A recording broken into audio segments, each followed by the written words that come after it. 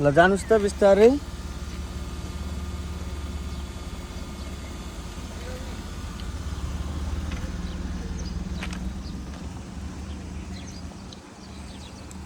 यति बेला हाम्रो नेपाल ट्रायल सिस्टममा तपाईँलाई स्वागत छ र हाम्रो क्याटेगोरी बी पास हुनुको लागि चाहिँ हामीले सर्वप्रथम हामीले 8 कटाउनु पर्ने हुन्छ र 8 मा चाहिँ लाइन छुनु हुँदैन।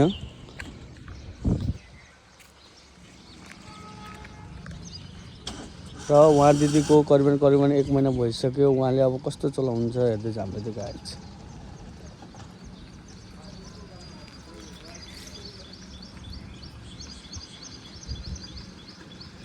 कति ठाउँ मिस्टेक गर्नुहुन्छ हेर्दै जाउँ।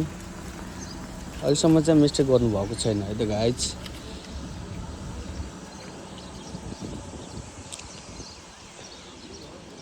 यदि हाम्रो इच्छा आकाङ्क्षा हुन्छ भने हामी जुनसुकै परिस्थितिमा नि हामी जे पनि सिक्न सकिन्छ भन्ने हाम्रो धारणा रहेको छ।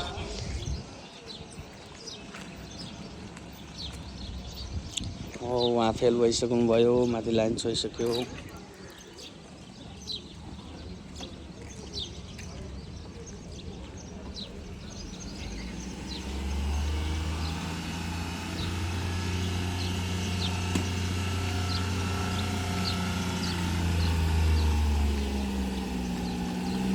झार्नु एन्ड ब्रेक। Good good.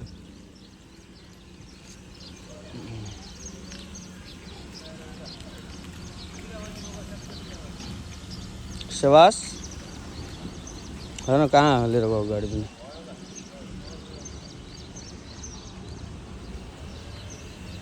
थोरै हाम्रो दिदी अलिकति हात दिनुहुन्छ, हात दिनु बानी अलि धेरै छ र ड्राइभर पनि धेरै रहेको छ। तर चलाइ चाहिँ एकदमै राम्रो छ। उहाँ ढुक्क भएर चलाउनु भने एकदम राम्रो चलाउनुहुन्छ।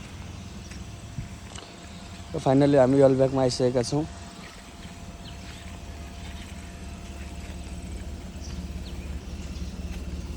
के छ, डर लाग्छ? अलिअलि गाडी चलाउँदा डराउनु भएन क्या। यहाँ चलाइ राम्रो छ तपाईँको। डरलाई अलिकति हटाउनु भयो भने चाहिँ राम्रोसँग हामी एकदम सक्षम भइन्छ। पुरा पनि भयो।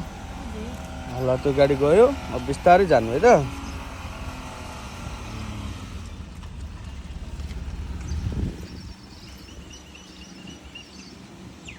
उहाँको ब्याग के हुन्छ हामी हेरौँ है त गाइज। म केही भन्दिनँ उहाँलाई, उहाँको ट्रायल परेको छ।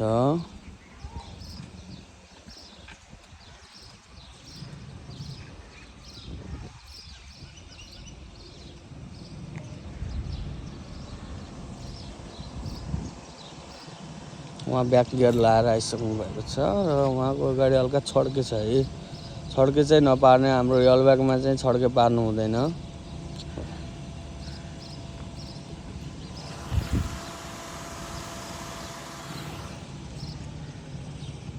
उहाँको छड्के पारेको हुनाले उहाँको अगाडिको भाग चाहिँ उता पेलिन्छ है त गाइस। त्यसो भने हामीले ध्यान दिनुपर्छ। र उहाँले लाइन छोइसक्नु भएको छ। यस्तो भयो भने चाहिँ हामी फेल भयो भन्ने कुरा जानकारी हुनु पर्यो। के मिस्टेक छ नि त यिनी भिडियो हेरेर हामी चाहिँ सुधार्न सकिन्छौँ। आइडिया एकदमै छ, तर उहाँको चाहिँ हल्का पार्किङको अवस्था चाहिँ गाडी हल्का बाङ्गो हुनाले चाहिँ उहाँको चाहिँ अगाडि छोयो है त। त्यही भएर हामीले जता यलब्याक गर्ने हो अथवा जता साइड छ हामीले त्यतिको साइड धेरै च्याप्नुपर्छ। थोरै पछाडि जानु अझै। बस।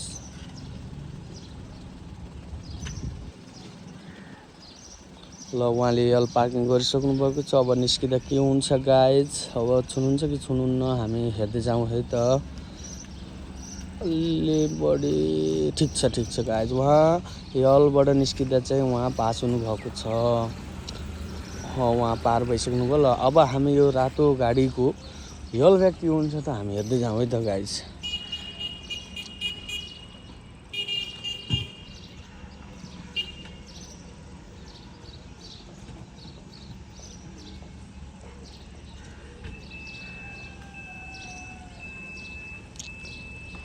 हाम्रो रेड कारले पनि ब्याक गियर लगाइसकेको छ र त्यो अब पार्किङको रेडी अवस्थामा आइरहेको छ र के हुन्छ हेर्दै जाउँ है।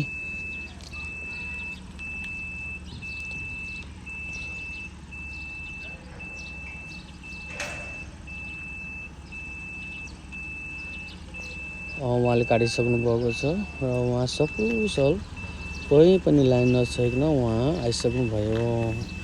अब त्यसलाई हामीले सिधा गराउनु पर्ने हुन्छ। भाइले सिधा गराइसक्नु भएको छ र बिस्तारै हामी पछाडि जानुपर्ने हुन्छ। पछाडि जाँदा हाम्रो लाइन छुनु भएन र पार्किङ एक्ज्याक्ट पार्किङ गरेर चाहिँ हामी 1 गियर लाएर अगाडि आउनुपर्ने हुन्छ। भाइको एकदमै राम्रो कडा पर्फर्मेन्स देखिएको छ। उहाँ अवश्य पनि पास हुन्छ। पासको शुभकामना छ उहाँलाई। र उहाँ निस्किसक्नुभयो। अब निस्किँदा के गर्नुहुन्छ गाइज है, एकदम राम्रोसँग उहाँले चाहिँ गाडी अब पार्किङबाट निकाल्नुभयो। उहाँलाई धेरै धेरै धन्यवाद दिन चाहन्छौँ। र हामीले एकदमै ट्रायलमा ख्याल गर्नुपर्ने कुराहरू के हुन्छ भन्दा लाइनहरू ख्याल गर्नुपर्ने हुन्छ। अनि मेन कुरा चाहिँ हाम्रो डरपन चाहिँ आफ्नो आत्माबाट हटाउनु पर्ने हुन्छ। डरपन हटिसकेपछि के हुन्छ भन्दा अवश्य पनि हामी सफल हुन सकिन्छ। ल हामी यो गाडीको चाहिँ उकालो हेरौँ है त गाइज कस्तो हुन्छ। उकालोमा चाहिँ उहाँले हल्का लाइन छुनुभएको छ। यतिको लाइन छुन पनि पाइन्न है त गाइज। उकालोमा चाहिँ दुईवटा लाइन तल र माथिको लाइन चाहिँ हामी एकुरेट बिचको भागमा चाहिँ रोक्नुपर्ने हुन्छ। अलिकति ग्यापिङ माथि र तल पनि हुनुपर्ने हुन्छ। यदि छोएको खण्डमा चाहिँ हामी अवश्य फेल हुन सकिन्छ है त गाइज। उकालो उठाउँदा चाहिँ हामीले एकदम साउन्डलाई ख्याल गर्ने। 50% जति क्लचलाई छोड्ने। गाडी थरथर गर्छ, भाइब्रेट हान्छ गाडीले। त्यति बेला चाहिँ हामीले एक्सिलेटर सर र दिएर ह्यान्ड ब्रेक झार्नुपर्ने हुन्छ। यसरी चाहिँ हाम्रो उकालो निस्किन्छ है त गाइज। ठिक छ एकदम राम्रो छ। र यता हाम्रो दिदीको के भइरहेको छ त अवस्था। हाम्रो दिदीको अहिले त त्यति मिस्टेक गर्नुभयो। अब के हुन्छ मिस्टेक गर्नुहुन्छ कि हामी हेरौँ है त guys.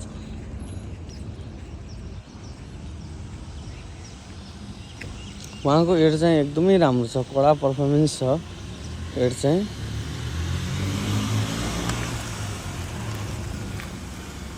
Wow very good wow. अब उकालोमा मिस्टेक नगरे उहाँको चाहिँ छ्याक्क कटाउने सम्भावना छ है त।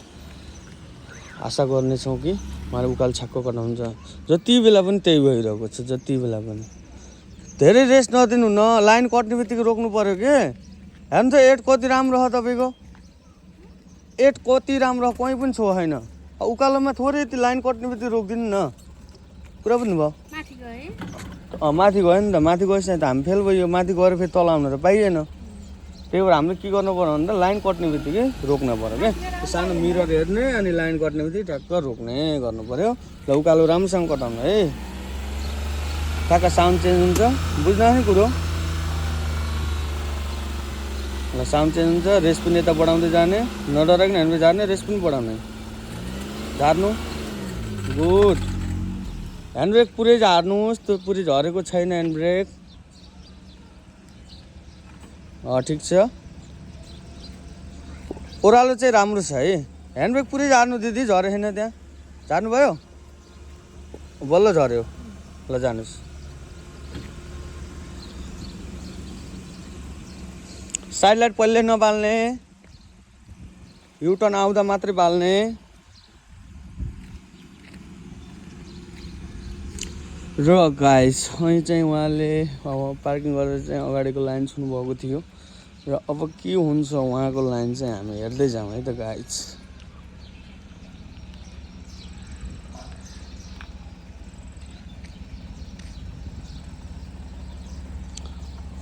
अगाडि एउटा हाम्रो गाडी छ। त्यो गाडी गइसकेपछि चाहिँ हाम्रो 2311 गाडी जान्छ है त।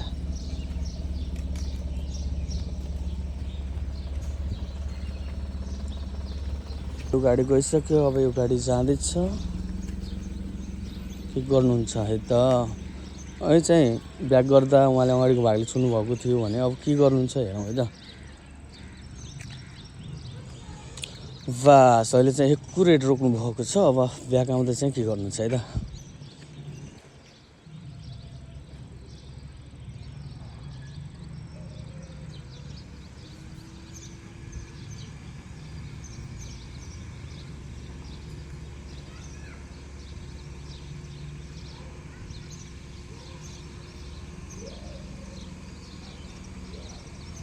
ब्याक गरिसक्नुभयो। उहाँले यहाँबाट कर्छ है भन्ने अनुमान लाएर उहाँले रोकिसक्नु भएको छ। र कर्छ गर्दैन हेरौँ है त गाइज। वाओ भेरी नाइस एकदमै राम्रो पर्फर्मेन्स देखाइसक्नु भएको छ योभन्दा एकदमै राम्रो छ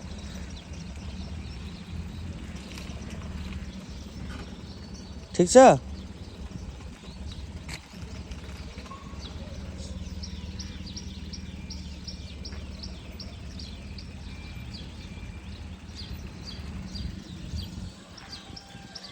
अहिले राम्रो पार्किङ गर्नुभएको छ अब लास्टको लाइन चाहिँ के गर्नु छ हेर मैले ल ठिक छ यति गर्नुभयो भने उहाँ चाहिँ पास हुनुहुन्छ ल पक्कै पनि उहाँ पास हुनुहुन्छ अहिले हल्का उकालोमा बिगार्नु भएको छ अन्त चाहिँ एकदम छ्याक्क छ तपाईँको बिग्रेको भनेको उकालो मात्रै है अगाडि मात्र गयो अरू सबै पास हुनुभयो कुरा पनि भयो उकालोमा ट्याक्क ध्यान दिनुहोस् ल यति भन्दै यो भिडियो यहीँ अन्त गर्न चाहन्छु यस्तै भिडियोको लागि यसो कमेन्ट गर्दै गर्नुहोला सब्सक्राइब गर्नुहोला धन्यवाद